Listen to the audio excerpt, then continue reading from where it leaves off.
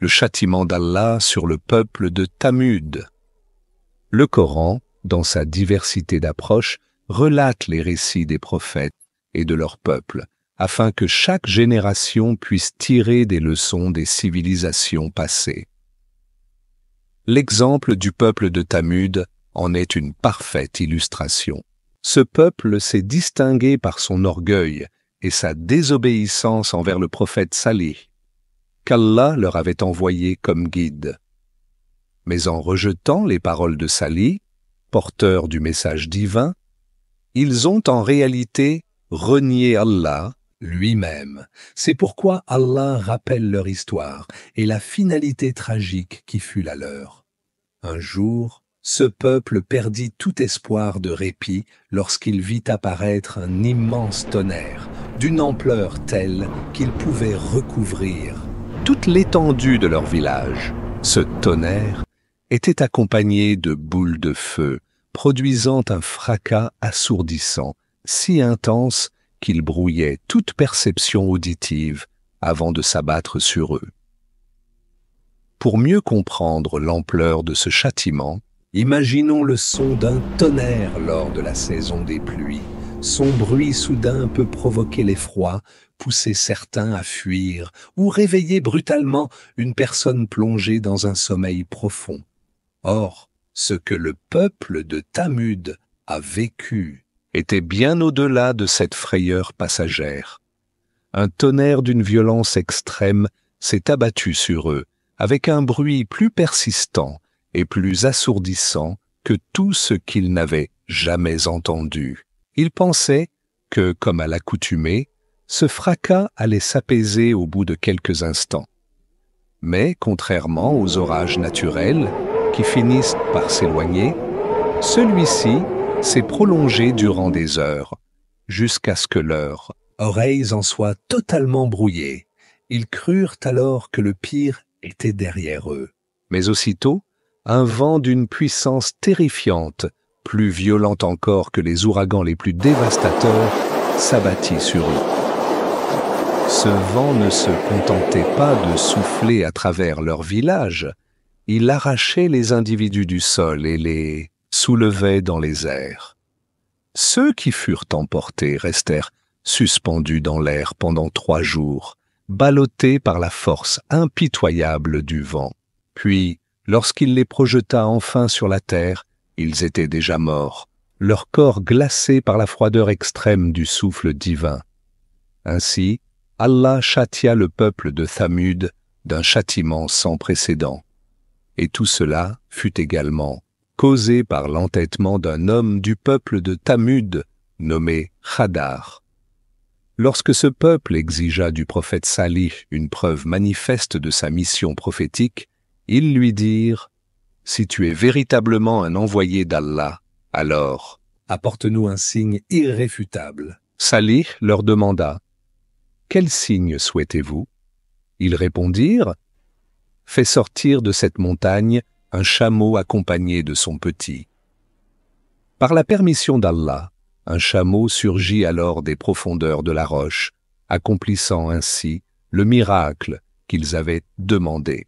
Salih leur adressa ensuite une mise en garde claire. « Voici le signe que vous avez exigé. Mais sachez que ce chameau a un jour qui lui est réservé pour boire à la source, et nul ne devra puiser de l'eau ce jour-là. Puis, le jour suivant, ce sera votre tour. » Or, un jour où le chameau devait boire, ce jour coïncida avec une grande cérémonie organisée dans le village. Salih leur rappela alors l'engagement qu'ils avaient pris envers Allah, leur enjoignant de respecter le pacte et de ne pas entraver l'animal dans son droit. C'est alors que Khadar, le plus obstiné d'entre eux, s'éleva contre cette injonction divine. Il affirma avoir remarqué 2 choses chez Salih. 1. D'abord, il ne nous respecte pas. Comment peut-il nous imposer qu'en ce jour de cérémonie, nous devions nous abstenir de puiser de l'eau au seul bénéfice de ce chameau? 2. Ensuite, j'ai observé que chaque fois que Salih parle au village, et que le chameau est présent, ces paroles sont immédiatement acceptées par tous. Ce chameau ne peut être qu'un subterfuge, une illusion qui sert à envoûter les esprits.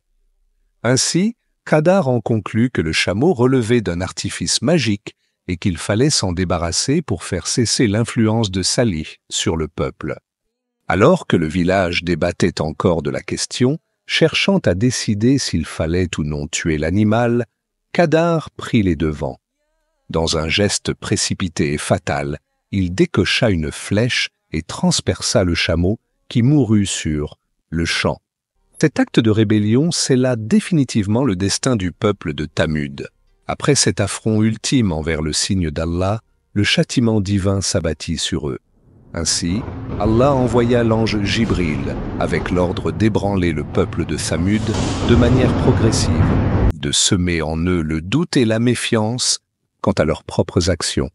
Lorsque Jibril les subjugua par cette méfiance soudaine, ce fut comme s'il leur adressait un avertissement cinglant, tel quelqu'un qui s'écrierait avec stupeur « Que faites-vous donc ?» C'est alors que l'ange Mikaïl intervint. En réponse à leur mécréance et à leur arrogance, il lança un tonnerre dévastateur issu de son souffle brûlant, accompagné d'un vent impétueux. À cet instant, les portes du monde des anges s'ouvrirent et un déferlement de calamités s'abattit sur le village. Le tonnerre retentit avec une intensité assourdissante, un grondement continu et implacable. Le vent, semblable à un ouragan, déchaîné, se mit à arracher tout sur son passage. Il déracina les arbres, renversa les bâtiments et emporta hommes et les arbres dans les airs. Ce vent d'une puissance inouïe porta les habitants du village en hauteur pendant 3 jours, les maintenant suspendus, puis ils furent projetés violemment contre le sol. Ainsi s'acheva le destin du peuple de Thamud. Lorsque le prophète Muhammad, paix et salut sur lui, raconta cette histoire à ses compagnons, il les mit en garde en leur disant « Ne pensez pas que ce qui est arrivé au peuple de Thamud ne pourrait pas se reproduire. Soyez vigilants, car si vous constatez que de telles tragédies sont aujourd'hui rares, c'est uniquement parce que je suis encore parmi vous, et qu'Allah, dans sa miséricorde, porte son regard sur cette communauté par ma présence. Voyez donc ce qu'Allah a fait subir au peuple précédent.